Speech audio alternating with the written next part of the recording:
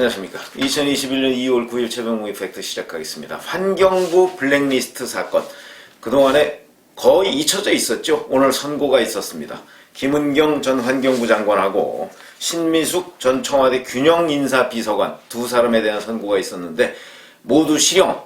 여기에다가 신미숙 전 비서관의 경우에는 집행유예가 선고됐습니다. 이게 무슨 사건이냐면 서울중앙지법 형사 25-1부 김선희 판사가 선고를 한 것인데, 이게 뭐냐면 박근혜 정권 때 임명된 환경부 산하의 공공기관 임원들이 있을 거 아닙니까? 이 임원들한테 문재인 정부 들어서면서 계속해서 사표를 내라고 종용을 한 겁니다. 그리고 그게 잘못되면 뭐 여기저기에 심할서 같은 걸 쓰도록 하고 뭐 이런 건데, 언제냐면 2017년 12월, 그러니까 2017년 5월 달에 문재인 대통령이 취임을 했으니까 2017년 12월부터 2019년 1월까지 환경부 산하의 임원 15명한테 사표 제출을 종용해서 이 중 13명의 사표를 받았습니다. 이게 이제 환경부 블랙리스트라고 하는데, 김태우 전 청와대 특감반은 이 사람이 폭로를 한 데서부터 비롯된 것이죠. 이때 폭로를 하니까 김은경 전 환경부 장관의 경우에는 환경부의 역할을 가장 잘 이해하는 사람, 그리고 적절한 능력을 발휘할 위치에다가 공무원을 배치한 것이지 블랙리스트가 아니다, 이렇게 지금 주장을 했었고요. 신미숙 전 균형인사비서관 마찬가지입니다. 그런 식으로 주장하면서 마치 블랙리스트라는 것은 없었다. 그런데 실질적으로 김태훈 전 수사관 폭로에 따르면 환경부에 본인이 담당해서 가서 같이 이렇게 리스트도 뽑았다는 거 아니겠습니까? 그리고 김은경 전 장관과 신미숙 전 비서관 같은 사람이 이런 식으로 주장을 해가면서 문재인 정부는 박근혜 정부와 다르다, 이런 식으로 주장을 했습니다. 그러나 실질적으로 저희가 그때 방송을 굉장히 많이 했는데, 아니 제가 그때 이런 얘기 했습니다. 도대체 역대 정부에서 블랙리스트라는 것이 없었던 정부가 있느냐? 저희는 그런 것들을 실제 임직원으로 간 사람들을 많이 알고 있지 않습니까? 박근혜 정부 물론이고 이명박 정부 물론이고 그 다음에 문재인 정부도 물론입니다. 블랙리스트 없었던 정부가 단 한 번도 없었는데, 다만 박근혜 정부에서는 이 블랙리스트를 리스트로 문서로 만들었기 때문에 이제 문제가 됐던 것이죠. 그런데 환경부에서 이런 식으로 문재인 정부 들어서도 문서로 만들어서 거기에 이 사람 사표 거부 뭐 이렇게 표시까지 했습니다. 그러니까 체크리스트까지 만들었다는 얘기입니다. 이런 것이 다 들통났는데도 불구하고 문재인 정부와 문재인 정부 사람들은 이게 정당한 인사권의 행사다. 그러면 박근혜 정부에서 만들었던 블랙리스트는 다 단죄를 하고 처벌을 했으면서 문재인 정부에서 만든 거는 블랙리스트라는 것 자체를 인정을 안 합니다. 그렇게 해서 이게 지금까지 쭉 계속되어 왔는데, 벌써 보니까 기소된 지 1년 9개월이 지났군요. 이렇게 오랫동안 끌고 나서 이제 와서 1심 선고를 했습니다. 이것도 말이 안 되는 것이고, 재판부가 이렇게 얘기했습니다. 신분과 임기가 보장되는 산하기관 임원들에 대해서 사표를 제출하게 하는 것은 직권남용에 해당한다, 이렇게 얘기했고요. 그 다음에 실국장, 그러니까 환경부의 실국장이 공정한 심사 업무를 해야 되는데 이것을 방해한 혐의도 인정된다. 그래서 업무방해 혐의도 인정되고 직권남용과 업무방해 혐의도 인정이 됐습니다. 이렇게 해서 김은경 환경부 장관한테 징역 2년 6개월 실형, 그 다음에 신미숙 전 비서관한테 징역 1년 6개월에 집행유예 3년, 이렇게 선고를 했습니다. 그러면 이 부분에 관해서 검찰이 작년 11월에 결심 공판에서 이렇게 얘기했습니다. 공공기관 임원들의 직위와 공무원 조직을 피고인들의 사유물로 전락시켰다. 그러면서 각각 징역 5년을 구형한 적이 있습니다. 그런데 이 김은경 전 환경부 장관은 사실은 2019년 3월 달에 구속영장이 청구된 적이 있었죠. 그런데 이때 기각이 됐고요. 그래서 기각되면서 4월 달에 불구속 기소가 되는데, 아마 2019년 3월 말에도 이때 문재인 정부가 서슬퍼럴 때였을 겁니다. 그러다 보니까 영장 기각 뭐 이런 식으로 했는데, 아니 최종적으로 1심에서 징역 3년 실형 선고가 나올 정도인데, 그런 사람을 영장 청구조차 안 된다. 이게 참 법원이 어떻게 이런 식의 영장 발부 기준을 가지고 있느냐. 마침 오늘 백운규 전 산자부 장관에 대해서 영장이 기각됐습니다. 구속영장이. 뭐 영장 기각됐다고 해서 범죄 혐의가 없는 것은 아닙니다만은 없어지는 건 아니죠. 그렇지만 어쨌든 간에 영장의 발부와 기각 사유가 문재인 정부 들어서 특히 이 잣대가 오락가락한다 이런 비판을 많이 받게 되죠.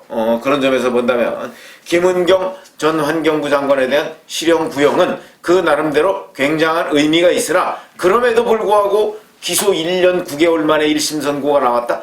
이게 김경수 경남도지사에 대해서 1심 선고가 나온 뒤에 1년 거의 2년이 다 된 뒤에 2심 선고가 나는 거 이런 것들이 사실은 사법농단입니다. 이런 부분에 관해서 도대체 1심 선고의 기준 1심과 2심 선고의 기준 일반적인 기준이 있음에도 불구하고 법원이 왜 이렇게 김명수 대법원 체제 아래서는 이런 일들이 엄청나게 시간이 공줄처럼 왔다 갔다 합니다. 이런 것들이 바로 사법농단이다. 그러니까 김명수 대법원에 대한 어찌 보면 검찰의 수사가 이루어져야 한다 뿐만 아니고 서울중앙지법에 지금 6년 이상 근무하고 있는 판사가 있습니다. 이 판사는 이른바 코드 판결로 유명한 판사인데 이런 사람은 6년이고 원래 중앙지법에 보통 판사가 2년 정도 있습니다. 그리고 한 번 정도 임기가 좀 연장돼서 왜냐면 그 당시에 뭐 중요한 판결이나 이런 걸 앞두고 있을 때는 연장돼서 대개 3년 정도면 아무리 길어도 3년 정도면 그 임기가 대개 끝나서 다음 자리로 가야 하는데 지금 6년째 있는 판사가 있고요. 이번에 조국 전 장관 사건을 심의하고 있는 그 김미리 판사의 경우에는 지금 3년이 채워졌는데도 이번에 다른 곳으로 발령이 나지 않고 다시 또 임기를 계속하고 있습니다. 그런가 하면 정경심 동양대 교수한테 징역 4년 실형을 선고한 그 판사는 또 다른 곳으로 갔습니다. 주먹구구입니다. 이런 식의 주먹구구가 결국 김명수 그 대법원 체제 하에서의 정말 잘못된 인사관행도 그동안에 법원의 인사관행도 다 무너졌다 이렇게 얘기를 할 수가 있는데 어쨌든 간에 오늘 환경부 블랙리스트 사건은 이런 식으로 종결이 됐는데 제가 여기서 지적하고 싶었던 것은 사실은 이런 식의 이게 너무나 뻔한 재판입니다. 제가 늘 저희가 벌써 정치부 기자 생활을 한 게 86년부터니까 35년째입니다.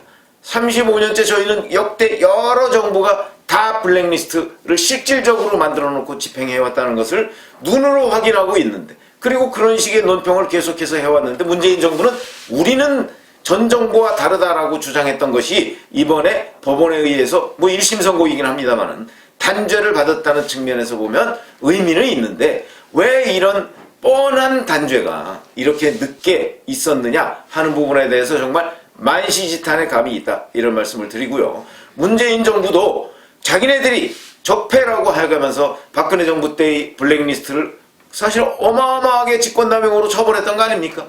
그런 것들이 지금 하나 둘씩 무죄 뭐 이렇게 지금 판결이 나고 있고요. 급기야는 자기네들이 했던 환경부 블랙리스트 사건에 대해서 이런 식으로 단죄를 받는 사법 처리가 되고 단죄를 받는 여기까지 왔다. 결국 블랙리스트 가면 무도에 전 정부를 그렇게 직권남용이나 업무방해 혐의로 처벌을 하더니 그러면서 자기네들은 없다고 주장을 했었는데 그 가면 무도회는 오늘로서 끝났다. 그런데 제가 또 하나 지적하고 싶은 거는요. 과연 이런 일이 환경부에만 있었느냐? 아닙니다. 다른 부처에도 굉장히 많았습니다. 자, 그런데 다른 부처는 왜 문제가 되지 않느냐? 지금부터라도 문재인 정부의 다른 부처에서 있었던 블랙리스트 혐의, 의혹 이런 부분에 관해서 지금 자료를 가지고 있는 사람들은 전 자료를 가지고 있는 사람들이 굉장히 많다고 생각합니다. 이게 환경부 블랙리스트 의혹이 불거지고 기소되고 나서부터는 문재인 정부가 이제 그 사람들을 손을 못 대더군요. 제가 아는 사람 몇 사람 있습니다. 손을 못 대는데 그 전까지는요. 압박해서 그 자리에서 쫓아내려고 굉장한 노력을 했습니다. 그런 것들을 저희가 다 뭐 본인들하고 뭐 통화하고 그런 주장들은 되게 알고 있는데 실질적으로 리스트가 확보된 건 없습니다. 그래서 제대로 사실 그동안에 그 보도를 못했는데 그 관련해서 압박을 받았던 사람들 이런 사람들이 제대로 된 그 진실을 사실관계를 토로하고 그거에 따라서 문재인 정부의 블랙리스트가 환경부에만 있었던 것이 아니기 때문에 다른 부서의 블랙리스트 문제도 한꺼번에 정말 문제가 된 것은 확실하게 이번 기회에 단죄를 해야 된다. 저는 사실은 블랙리스트 문제가 그 역대 정부에서 항상 있었기 때문에 차라리 공개적으로 추진하라 이런 식으로 저는 얘기를 해왔던 사람입니다. 차라리 합법화하자 이거죠. 미국이나 이런 데처럼 political appointed, 그러니까 정치적 임명을 합법화하자. 왜 그러냐면 그건 문재인 정부 지금 1년 한 3개월쯤 남았지 않습니까? 문재인 정부 임기가. 근데 이번에 임명된 사람들 임기 2년 내지 3년짜리 임명되면요 다시 다음 정부 가서 또 임기 몇 년을 해야 됩니다. 그러니까 그러지 말고 아예 블랙리스트가 아니고 낙하산 제도를 합법화하자 이런 얘기입니다. 그런 주장을 그동안에 계속 해왔었는데 그런 주장을 여권 내에서도 지금 여권 내에서도 하는 사람이 있습니다. 유종필 전 관악구청장 같은 사람도 합법화하자고 얘기를 합니다. 그거는 우리가 정치부 기자 오랫동안 하면서 너무나 많이 이 블랙리스트의 폐해도 봐왔지만 눈 가리고 아웅하는 식의 블랙리스트 문제, 이걸 더 이상 계속돼서는 곤란하다 하는 그런 문제의식 속에서 차라리 낙하산을 합법화하자 이런 주장을 하고 있는 것인데 저는 지금도 그 소신에 변함이 없습니다.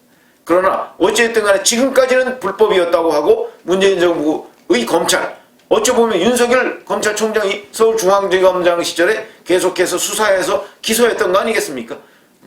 그래서 지금 이제 여기까지 왔는데 문재인 정부는 안 했다고 하는 그런 식의 눈 가리고 아웅식 이런 대응은 이제 더 이상 법원에 의해서라도 먹히지 않는다 하는 점에서 본다면 오늘 환경부 블랙리스트 의혹에 대한 1심 선고가 그만큼 의미가 있다 이런 생각이 들어서 말씀을 드렸고요. 환경부가 아닌 다른 부처의 블랙리스트 문제도 이제 공론화해서 처벌할 걸 처벌하고 그리고 제도 개선에 나서야 되겠다 이런 말씀을 드리겠습니다. 감사합니다.